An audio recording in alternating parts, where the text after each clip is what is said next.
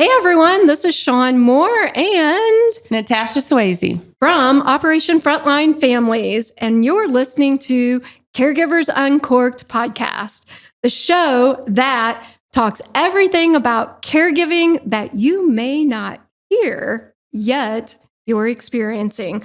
For all of you who love veterans, service members, and first responders. Today, we are going to talk about faking the funk. Faking the funk. And don't forget to stay on through the whole entire podcast to make sure you don't miss shit chat. So, faking the funk.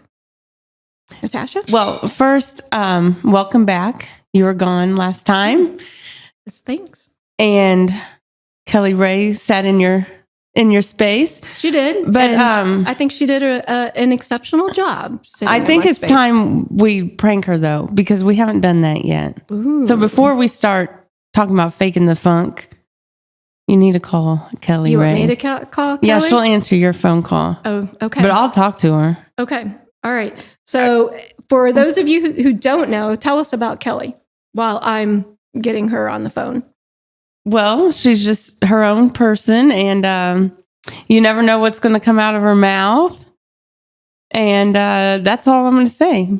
People can watch, and they'll figure it out, right? I think they will. It's like, call Kelly Ray. All right. We're calling Kelly. Yes. Well, hi, Kelly Ray. Guess what? I'm at dinner. Oh, you're at dinner. Where are you eating? I am at 3rd Street Social with Danielle. It's her birthday. Well, happy birthday, Danielle. Guess what? What? You are on Caregivers Uncorked. I can't be right now, Shawn. No, you are, Kelly Ray. Well, I might be, but we'll have to do that another time because I'm at dinner with my Ask her friends. for refrigerators running. Is your refrigerator running? Come on, you silly girl. Well, she wasn't any fun today. We'll just go right back to faking the funk because she was boring today. She didn't cuss you out or nothing. Because she called she you was silly in public. girl. That's why. So faking the funk. We came up with this when we were in the great city of El Paso. Oh, we have to give a shout out to our folks in El Paso. So those Hi, Linda. Hi, Carl. Hi, Gary. Hi, Paul. It's not Gary, it's Jerry. Oh, I'm sorry. Jerry, forgive us. Hi, Jer Bear. There you go. Yeah, we love our people down in El Paso. Y'all were such a great host to us and super excited because we got to talk all things about caregiving. And then that's where we came up with faking the funk because Shawn sat on a panel, a caregiving panel, and our friends with caregiver support at the VA were in attendance. And we brought up how some issues with caregivers that they may not see that we see in our organization. And one being, well, two things. Two things I think are super important is 96% of caregivers are women. Okay. We know from doing our restorative weekends that a lot of caregivers that we work with are also veterans, but they don't speak up and let us know they're veterans. They always wear that, they do the caregiver role, and it's more prominent in this space and what they're talking about than speaking up and saying they're a veteran. Yes. So we want to give a shout out to all of you women veterans who are also supporting your loved one who is a veteran, and you're in the role as caregiver as well.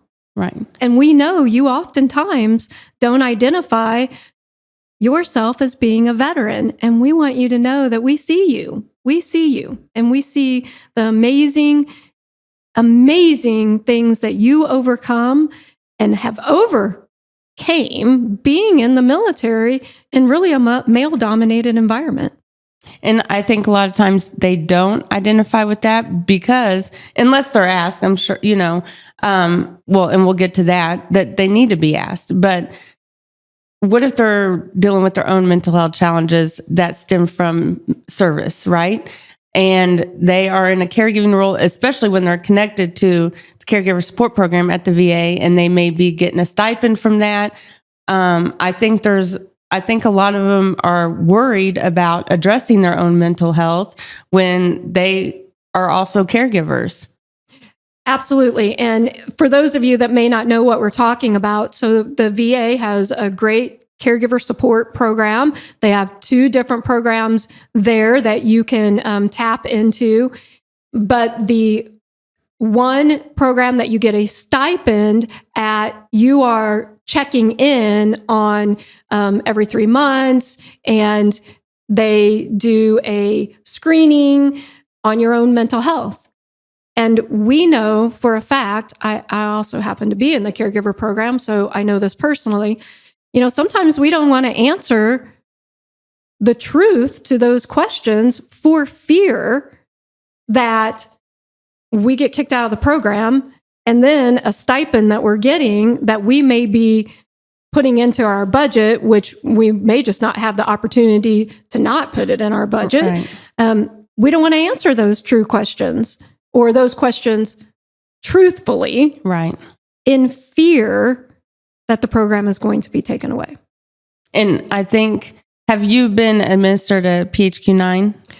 I have not. It's interesting because I have not been administered a PHQ-9, yet I get questions similar, but it's not the true PHQ-9. Right. Well, I just thought it was interesting because they made it sound like that's just kind of standard and that's always done across the board in all caregiver support. And I know I didn't think you ever mentioned that it's been completed. So are just certain VAs doing it in the caregiver support, or what's the lack of everybody doing it together, I wonder? Well, and I go to one VA, and like everyone always says, one VA is just one VA because they can be so different. I don't necessarily believe someone was reading off a PHQ-9. I think they were putting it in their own words. And for those of you that don't know what a PHQ-9 is, that's a depression scale. And I think it's great that they're paying attention to our mental health.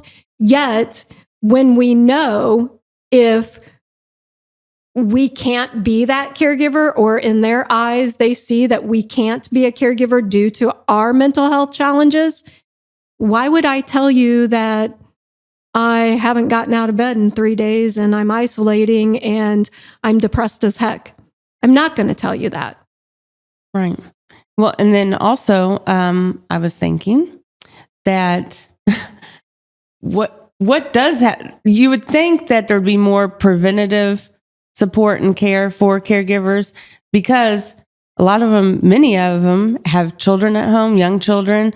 A lot of them are in that sandwich group where they're caring for older parents, aging parents. They have children at home. One would think you would want to have services in place to take care of that caregiver's mental health. And to play devil's advocate here, I have my husband goes to the VA, and obviously, since I'm in the caregiver program, but we've had great services, and at times we've had not so great services. The caregiver program, to give a shout out to them, I think the person that leads that up right now is doing the best job that she can. I think there are opportunities to plug in, although at the same time, I do think, especially those of us that have been in the program for a while and have seen the ups and downs of the program, it's really hard to be truthful. So if we're not being truthful there, or we're coming up against providers that just may not understand that, hey, this life that we're leading and taking care of a veteran can be challenging to our own mental health. And that's not even to bring in the fact that all of us come from somewhere. All of us come from somewhere. We may have some little trauma, we may have some big trauma, But in our caregiver space, we are so tuned into caring for the veteran, we don't oftentimes think about the fact that that caregiver may have childhood trauma. Which many of them do. And in our experience with our restorative weekends at Operation Frontline Families, we know that caregivers do. We know that many of them have had miscarriages. Some of them have lost children. They've taken on, many of them have taken on a caregiving role early with parents who had addictions, where they had younger siblings at home. I think that's so common to see that when we've done the weekends. Absolutely. So, all this to say, we really need a space for just us to be able to come to with someone you are judgment, you're not going to get any judgment from, you're not going to be questioned around your caregiving abilities for your loved one. Hey, I can be in a really bad spot mentally, but I can still be there for my husband. And we need to make it okay for these caregivers to say, hey, I'm not doing very well right now, and this is why. What support can you offer me, or where can you plug me into our community so that I can be open and upfront and me feel comfortable about doing that and not waiting for a letter in the mail that says, sorry, you can't be a caregiver anymore. Right. And we've come across caregivers who really needed some inpatient care because of suicide ideation or attempts even. Mm-hmm. And they're even scared to get that kind of care because of the ramifications of possibly losing their stipend, feeling like they're going to be kicked out of a program, all of that. And they fake the funk. When they come to us, everybody seems fine. And, they put on that mask, and there's so much that goes on behind it. Once they get comfortable, they realize they're in a safe space. And when they start to tell their stories, it all comes out. Yep. And it sure does. And I think the great thing about being in those spaces where that we all can share a lived experience. Many of our stories are very similar, for sure, what we're going through. Now, all of our veterans go through something different. Even if they served in the same unit, they still go through something different, depending on what their background is as well. Same with caregivers. We need a space to feel comfortable, no judgment, that we can share what is going on. And, that is also what this podcast is all about. Caregivers Uncorked, we are uncorked and talking about those things that we oftentimes are either afraid to talk about, or, some of these topics can put a negative connotation towards our veterans, yet that's not what we're wanting to do. Right. Yet what we are wanting to do is to make sure that family member gets the same support that veteran does, and making sure providers everywhere understand that holistic support includes the caregiver, the kids in the home, those family members that are around veterans that are having challenges. It just doesn't stick in the veteran's body, I guess. It's being affected. They're affecting people around them.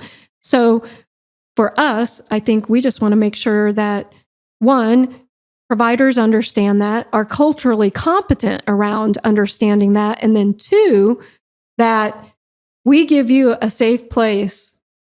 We give you a safe place to come and be yourself. Be yourself. Tell us about what's going on. And that's what we're talking about. Yeah. How many, tell us what the percentage of the rate of suicide with caregivers. So in a study. And talk about that. And what do you think what are the prevention efforts with, there's lots of prevention efforts with veterans, which thank God there is. But what are I don't know of any.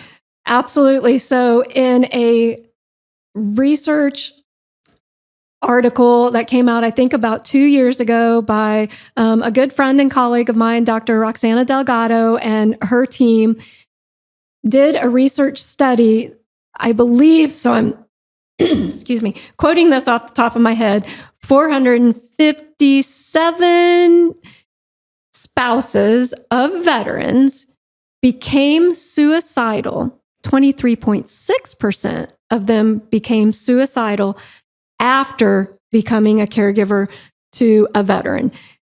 And we do not hear that number. In fact, I brought it up at the El Paso Summit last week, and many people at our table had never heard that. And these are professionals in the space. That's why it is so important for us not only to get this message out of what is going on behind the scenes of those who are caring for our veterans and military service members, those providers need to know that that's a fact of life. Well, and going back to caregivers being scared and worried to disclose, I'm sure the rate is actually higher. And it absolutely could be, because the thing is, we're not tracking veteran family member suicide like they just started tracking military spouse suicide within the last couple of years, maybe. Don't quote me, but within that time frame. But we're not doing that for veteran spouses and let us not forget the children in these homes as well, because our kids have experienced this as well. And if we are not providing holistic care, the veteran may come home. I always say this. My husband could come home after a great therapy day, and I can make or break it in one word or one look, which apparently I wear all my looks on my sleeve. So anyway, there's that. But you asked, what can we do? What can these caregivers do, or what could providers do to prevent or help bring light to this subject? And one of the things that I want to make sure that all of us do, we need our own safety plan. I know a lot of you listening know what that is, a crisis plan, a safety plan, because your veteran probably has filled it out. But have you? If they come to the Restorative Weekend, they have. Yes, you're right. And then some watching that can see you are probably going to check in with you soon, because that purple is fading. I am going to use this platform to let you all know that I am doing okay, but that's one thing that is on my safety plan. It is, if you see that I do not have my hair done, which you can see some major roots here for those of you that are watching on YouTube and see our audio or our video, sorry. And you can also see that the purple isn't as bright, especially in the picture behind me. It's super bright, but that's what's on my safety plan, because that's one thing that I am pretty doggone close to being religious on. That is one self-care aspect. I love getting my hair done. I love my hairdresser, and it's time for me. But I haven't been able to do that because I actually canceled my appointment because we went down to El Paso. And now, because my hairdresser is super amazing, I can't get in until after February. So I'm okay. I just don't have my hair done. And I'm not sick, and I'm okay too. I just look like shit because I'm tired. That caregiver life, right? So there's that. Caregiver life. So fill out a safety plan, but it's not only about filling out a safety plan. You have to let someone know what that safety plan is. It makes no difference. I can fill out a safety plan, but if you don't know what to look for, if those around you do not know what to look for in you when you're not doing well, that's an issue, right? Right. If you never knew about my hair Then and we that wouldn't being know. on my, you wouldn't know. Like you wouldn't know. You may, I mean, not all of us get our hair done super religiously and fanatically like I do.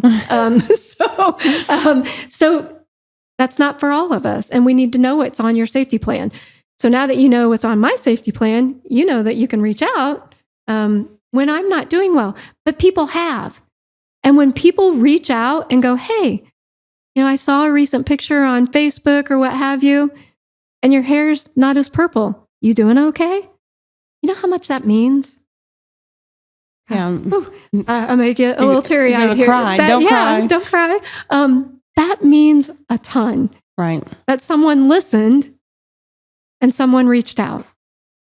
So if you don't have that one person that after you fill out a safety plan that you can reach out to, know that you can reach out to us. Caregivers Uncorked, Operation Frontline Families. We are here for you.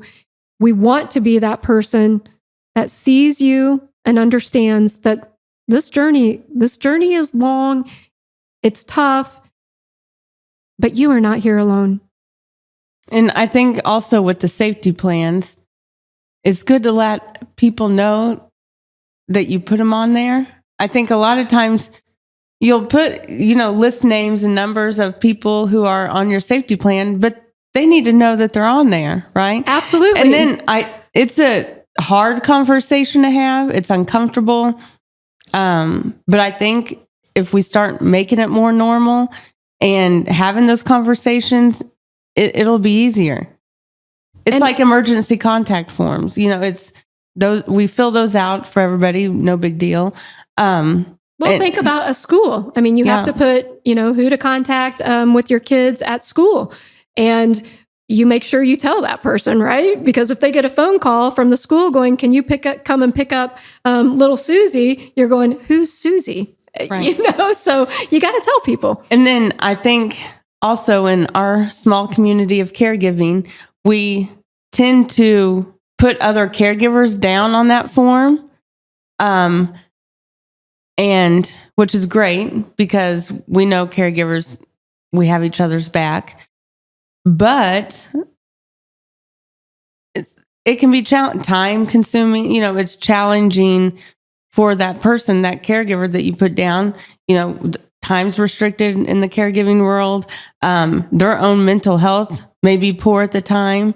So I would challenge people to look outside of the caregiving world a little bit to put some other numbers down. I mean, it's fine to put other caregivers, but I really think we need to broaden that and go outside of that just because we already know the challenges that caregivers have.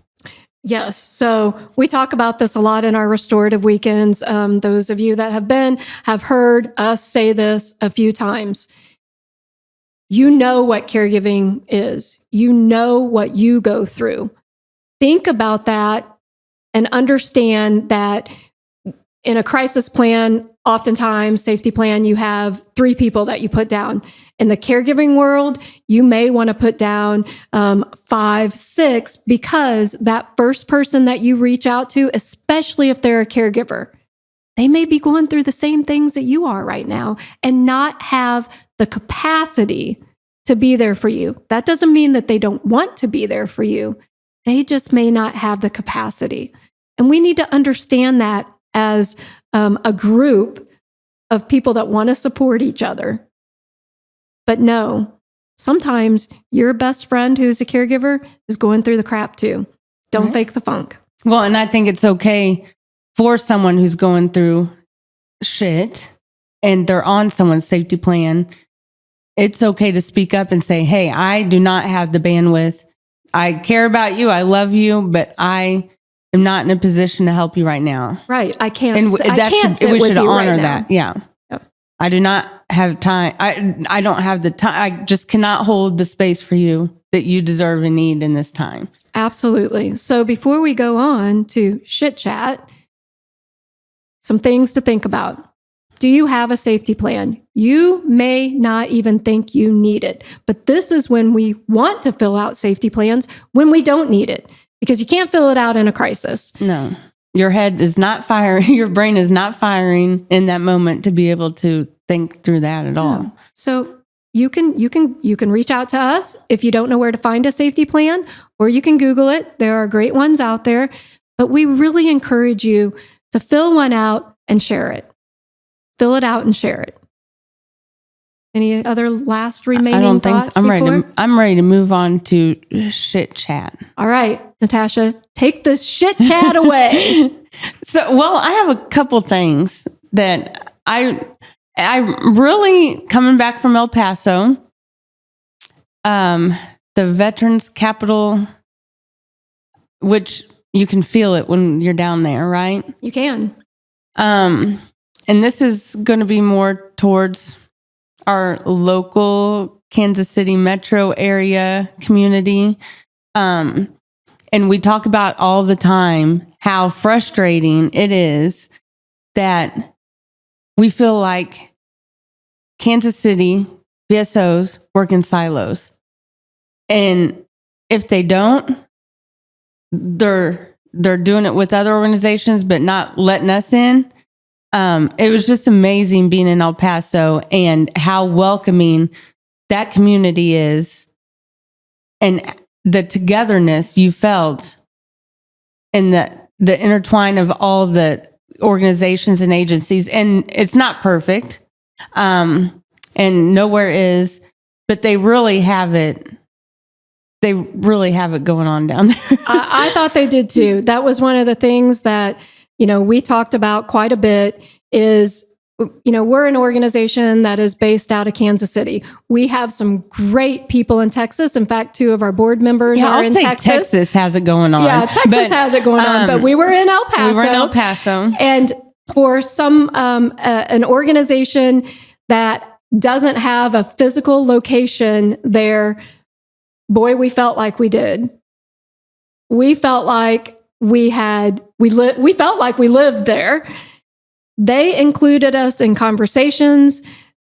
It was amazing to see the city, the county, the local VA, other VSOs, all, and veterans and family members, all sitting at the same table in the same room, coming together to identify gaps in the area and how best they could support veterans and caregivers in their location. Nobody felt like they were stepping on anyone else's toes.